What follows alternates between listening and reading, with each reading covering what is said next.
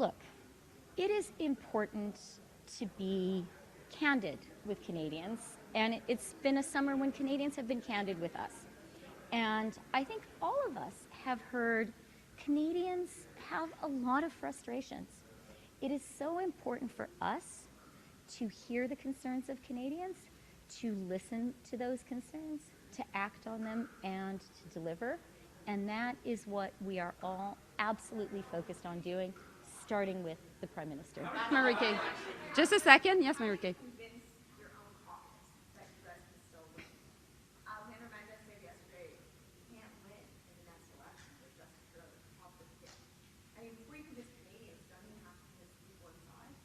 Well, of course, and we're doing that.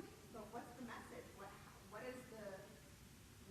you say to them to convince them that the polls are not what they are, or that they're so changeable? You know, Marike, what I heard this summer was Canadians don't want elections. They just want us to do the job. They just want us to govern. And that's what we're doing. We're governing. We're taking tough decisions. Why? Because times are tough. And so, wait, let me finish. I'm speaking. So, the reality is, like I said in French, is we know that cost of living is too expensive, that people are frustrated with it. So what do? We do everything to reduce the cost of things and services.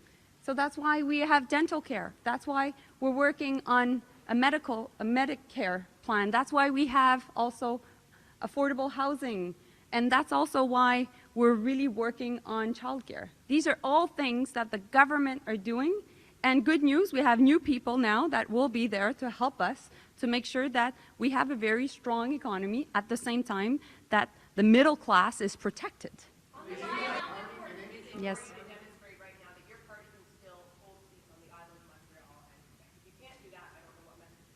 I'm convinced we will win.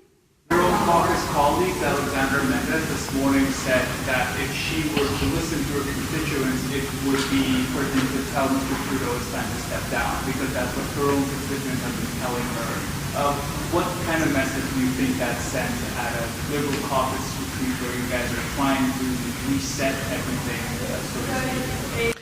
Well, you know, listen, I've spoken to many colleagues all across the spectrum of colleagues who are, some colleagues feeling extremely optimistic, extremely hopeful, and many colleagues who are running again. And I would just say that politics is a team sport and that we need to support each other. We need to support each other in tough times. We need to support each other when we're trying to craft legislation. We need to support each other at meetings like this. And of course, it's normal to have challenging conversations, and I think that we should. But I'll just say this.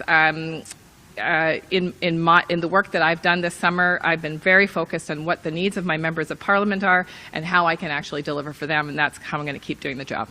All right, could be closer than ever to an election. We had one of your colleagues say, Ms. Mendez in Quebec, that people in the riding are sending a clear message that the Prime Minister should not be Prime Minister anymore. How are you feeling coming into this meeting? Well, I feel good. I haven't seen my colleagues in a few months. I'm looking forward to hearing what Canadians on the doorsteps are telling them, what they want us to fight for, what are the important things to them, what are the things that we're going to move forward on. As far as elections go, I think the BC NDP have their hands full in this province. I went to law school with David Eby. He's a friend of mine, and I think that the efforts, if there's an election in the fall, should be focused on British Columbia, and we'll figure out our national politics. But we have so much more left to deliver. We have to make sure that we get the dental care across the finish line, that we can get the national food program across the finish line. We've got all of these things that we're continuing to work for, and I think that Canadians want us to keep fighting for them and keep helping them out and showing that we care.